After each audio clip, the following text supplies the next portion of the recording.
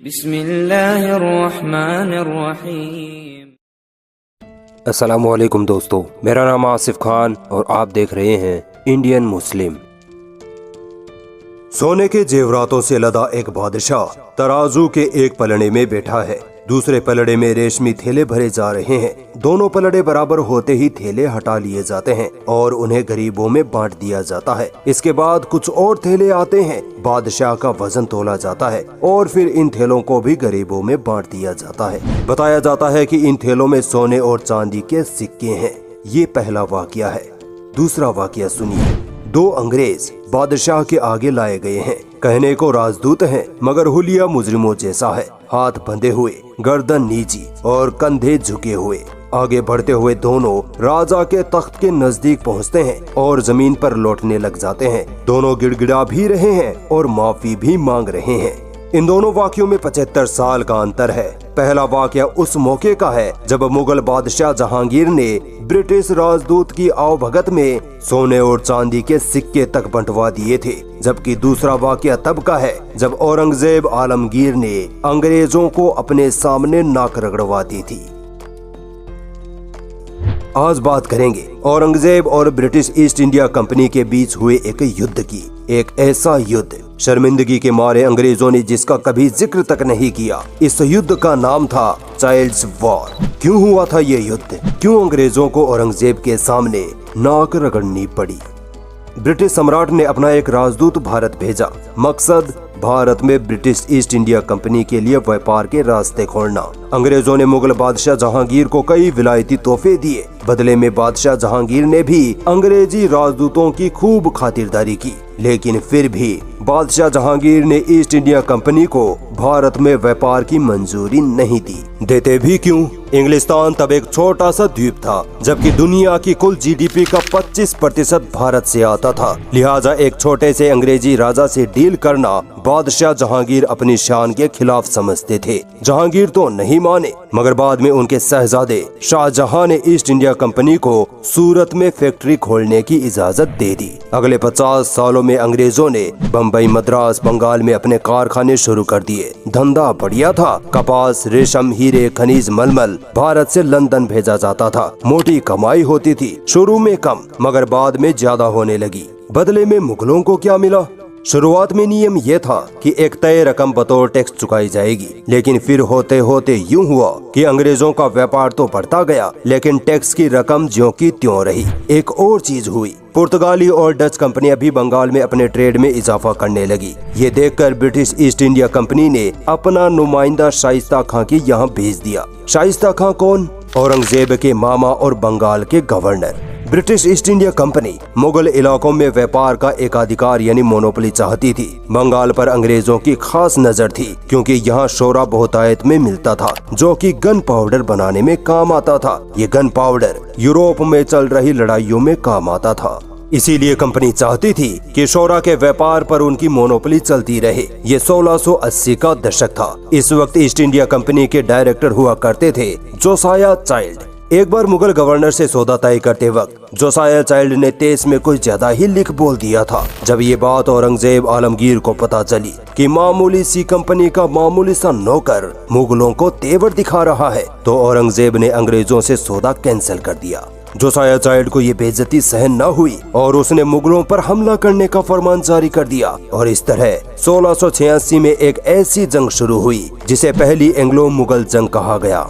हालांकि इसे child war के नाम से भी जाना गया। इसकी दो वजह थी। एक तो ये कि जंग की शुरुआत करने वाले अंग्रेज का नाम जोसाया चाइल्ड था, लिहाजा उसी के नाम पर इस जंग का नाम चाइल्ड वॉर पड़ा। दूसरी वजह ये थी कि ये जंग एक मायने में ऐसी थी कि जैसे एक बच्चा किसी बड़े आदमी से लड़ाई करने की कोशिश कर रहा हो।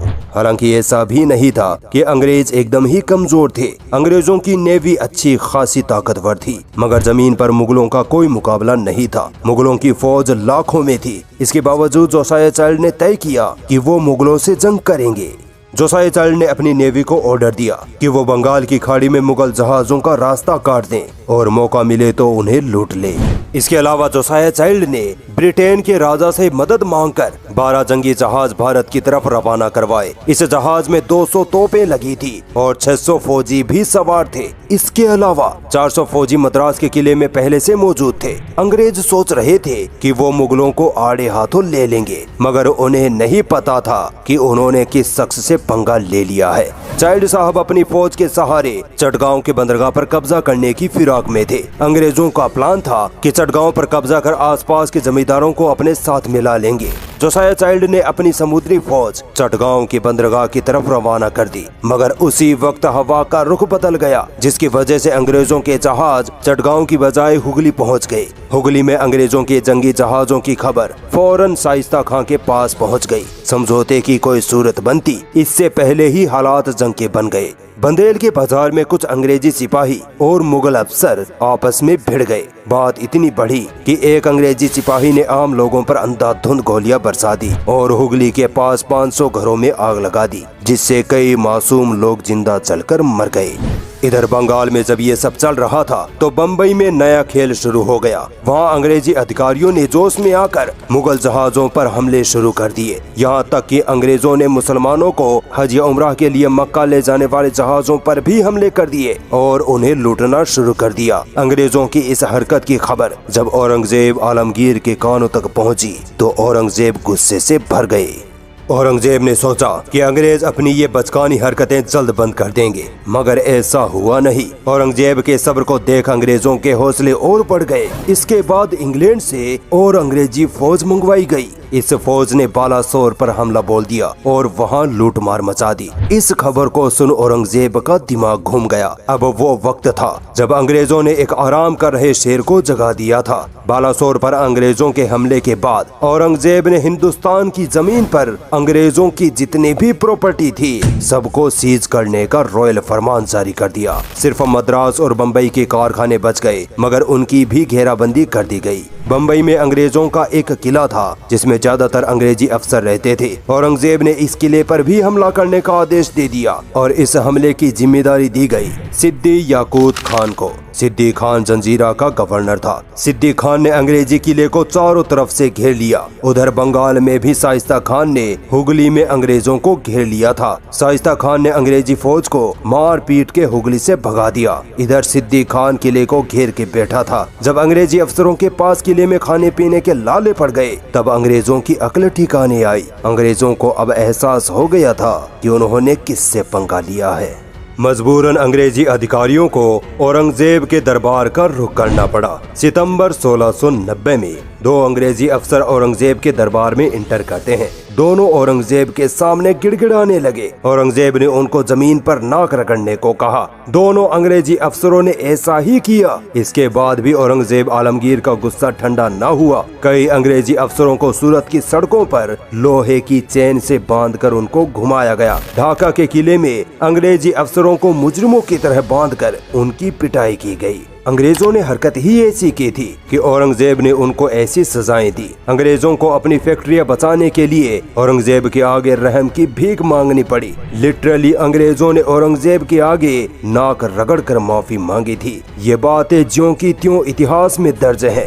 बाद में औरंगजेब ने दरियादिली दिखाते हुए अंग्रेजों को माफ भी कर दिया।